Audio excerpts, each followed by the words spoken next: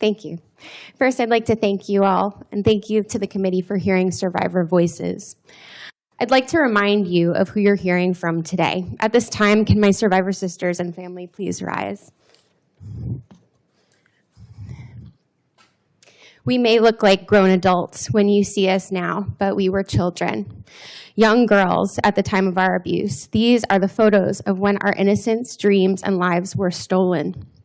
Please take these faces in as you think of us as your own family, daughters, nieces, sisters. Now look at our faces and remember the women and families of who the DOJ re-victimized. You guys can sit. Thank you so much. I'm a teacher. In my school, if a student released a nude photo depicting a peer's sexual assault and abuse, they would almost certainly face expulsion. And yet, this is what our Department of Justice did to crime victims. Today, Todd Blanche has been at the helm of the release of nude images of survivors, the outing of Jane Doe's, and the exposure of more than 100 victims identifying information and documents describing horrific acts of abuse, including my own. Instead of treating this release as its own violation and holding the man who led it accountable, you have a decision on whether you place him in the highest law enforcement position in this country. In December, before the document release, our attorneys submitted 350 victims' names to the Department of Justice as victims' names to be redacted prior to the release. In that first release, I found my name in 2 places. In that next release in January, my name appeared again, but this time the redactions were so far worse. The files displayed not only my name, but my phone number, my former addresses, where I worked, and other identifying information. When my name appeared in the 3rd file release, it became difficult to believe that this was not intentional. Despite my lawyer repeatedly contacting the DOJ, seeking protection, my information continued to be exposed.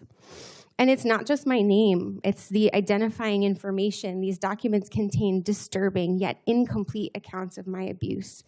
They were available not only for the entire world to see, but my child, my students, my friends, my employers, my colleagues, and my family.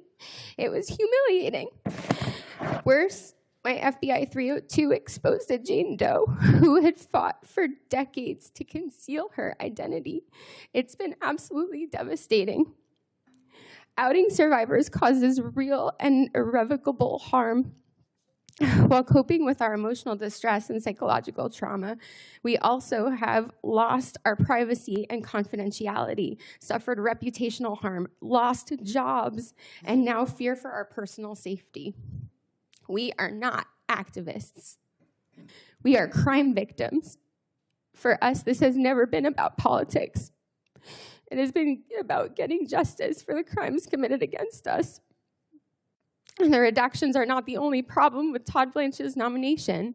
Todd Blanche has never attempted to listen to us, the crime victims. Survivors in this room repeatedly asked to meet with Todd Blanche through multiple channels.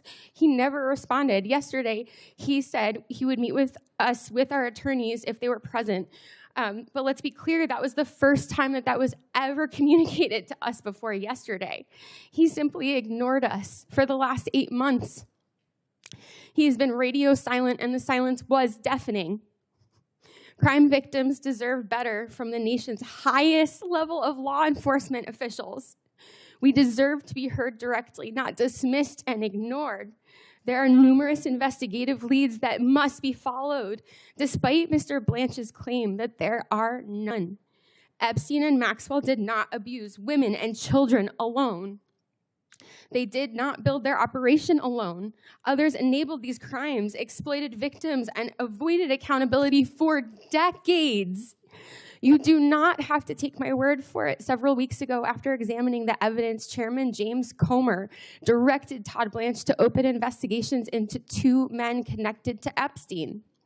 The Epstein files are not merely a collection of embarrassing names and politically damaging associations. They are records connected to the sexual exploitation and trafficking of girls and young women.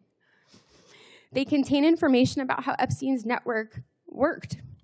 who assisted him, and whether additional crimes can still be investigated. The Department of Justice should pursue every credible lead, not just work tirelessly, not just to shut down the investigations.